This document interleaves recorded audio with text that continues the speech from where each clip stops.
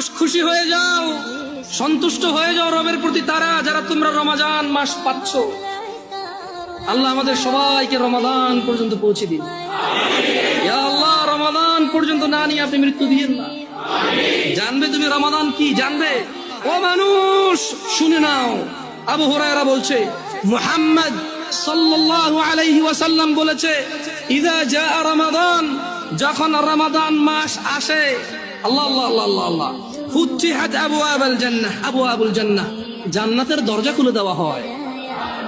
ওয়া গুলিকাত আবওয়াবুন নার, জাহান্নামের দরজাকে বন্ধ করে দেওয়া হয়। আলহামদুলিল্লাহ, ইয়া আল্লাহ, কি মাস এটা! ইয়া আল্লাহ, কি মাস! সুবহানাল্লাহ, জান্নাতের দরজা খুলে দেওয়া হয়, জাহান্নামের দরজা বন্ধ করে দেওয়া হয়।